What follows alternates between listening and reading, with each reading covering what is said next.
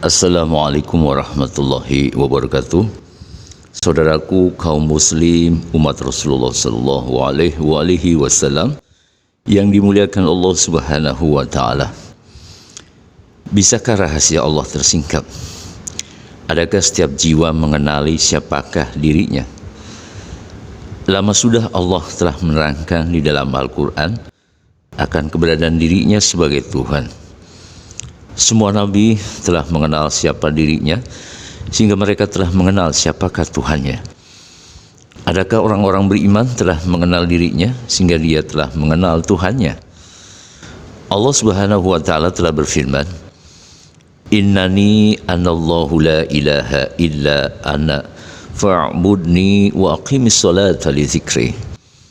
Sesungguhnya aku ini adalah Allah. Tidak ada Tuhan yang hak selain aku. Maka sembahlah aku dan dirikanlah solat untuk mengingat aku. Quran Surat Toha ayat 14. Ayat ini mempertegas akan kedudukan Allah sebagai Tuhan. Allah menerangkan bahwa tidak Tuhan kecuali dirinya. Karena itu Allah memerintahkan, maka sembahlah aku dan jangan sembah selain diriku yang bukan Tuhan. Tuhan hanyalah aku, Allah Azza wa Jalla. Keterangan Allah kepada Nabi-Nya Sallallahu Alaihi Wasallam agar disampaikan kepada orang-orang beriman bahwa jangan bersekutu syirik terhadap Allah. Allah sangat melarang kaum mukmin yang masih mendua dalam beribadah kepadanya. Allah Azza wa Jalla akan memberikan ampunan kepada kaum musyrik jika tidak segera bertaubat ketika masih hidup di dunia. Aslinya manusia adalah makhluk yang diciptakan oleh Allah dengan dua keadaan, yakni selalu cenderung mengikuti dorongan hawa nafsu, mengajak kepada kejahatan, dan terikat janji yang kuat dengan Allah untuk sami'na wa ta'ala, kami dengar dan kami taati. Allah Subhanahu wa ta'ala berfirman, wa ma ubarri'u nafsi innan nafsa la'amaratin bisu'i illa ma rahima rabbi inna rabbi ghafurur rahim. Dan aku tidak membebaskan diriku dari kesalahan, karena sesungguhnya nafsu itu selalu menyuruh kepada kejahatan, kecuali nafsu yang diberi rahmat oleh Tuhanku. Sesungguhnya Tuhanku Maha Pengampun lagi Maha Penyayang. Quran Surat Yusuf ayat 53.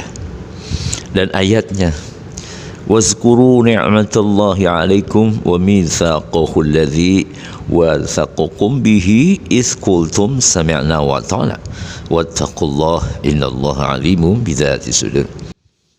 Dan ingatlah karunia Allah kepadamu dan perjanjiannya yang telah diikatnya dengan kamu ketika kamu mengatakan kami dengar dan kami taati, dan bertakwalah kepada Allah.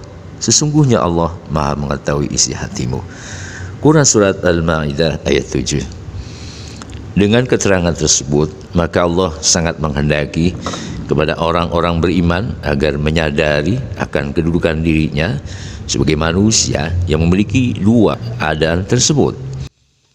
Keterangan Allah tersebut sepatutnya tidak boleh diragukan, melainkan harus diyakini kebenarannya dan dipatuhi atas segala perintah dan larangannya, agar Allah ridho mengangkat derajat dirinya mulia di sisinya. Untuk itulah Allah telah memerintahkan secara spesifik agar dapat melepaskan dari kecenderungan mengikuti hawa nafsu, dan dirikanlah solat untuk mengingat aku. Solat sebagai wujud menyembah Allah ditujukan agar dapat mengingat dirinya, bukan mengingat selain dirinya. Jika solat dilaksanakan tetapi yang diingat bukan Allah, maka solatnya mengikuti dorongan hawa nafsu, tidak mengikuti kehendak Allah. Itu berarti pelaku solat belum mengenal siapakah dirinya, dan karena itu dia pun pasti belum mengenal siapakah Tuhannya. Yang diketahui tentang diri dan Tuhan baru sampai pada wacana pengetahuan di otaknya, belum sampai ke dalam keimanan akan keberadaan Allah sebagai Tuhannya. Dengan kata lain, ada perintah khusus untuk tidak melupakan dirinya, yakni zikir. Dengan berzikir, kecenderungan mengikuti hawa nafsu secara bertahap tidak lagi terjadi. Zikir dapat menenangkan jiwa nafsunya.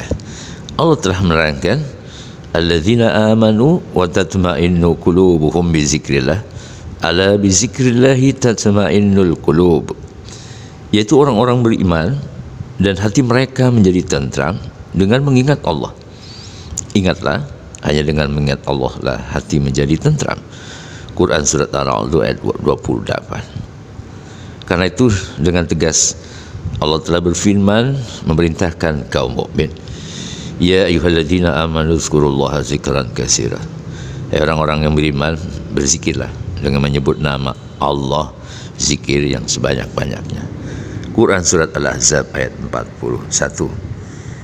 Jika ditanyakan bagaimanakah caranya berzikir itu, Allah telah memerintahkan caranya mengingat Allah dengan menyeru asma-Nya. Qulidullaha widzurrahman ayyama tad'u falahul asmaul husna. Katakanlah, suruhlah Allah atau surat Ar-Rahman, dengan nama yang mana saja kamu seru, dia mempunyai asmaul husna, nama-nama yang terbaik. Quran surat Al-Isra ayat 10. Di manakah menyeru Allah untuk mengingatnya? Allah juga telah memerintahkan kaum mukmin untuk mengingatnya dengan menyeru namanya di dalam hati. Wazkur rabbaka fi nafsika tadarruan wa khifatan wa dunal jahri minal qawli bil ghudwi wal asali wa la takum minal ghafilin. Dan sebutlah nama Tuhanmu dalam hatimu dengan merendahkan diri dan rasa takut, dan dengan tidak mengeraskan suara di waktu pagi dan petang, dan janganlah kamu termasuk orang-orang yang lalai. Quran surat Al-A'raf ayat 205. Jika perintah Allah tersebut diikuti secara istiqomah dengan bimbingan seorang ahli zikir, maka hati orang beriman itu benar-benar mendapati ketenangan. Dan seperti yang diterangkan oleh Allah pada ayatnya, bertambahlah keimanannya.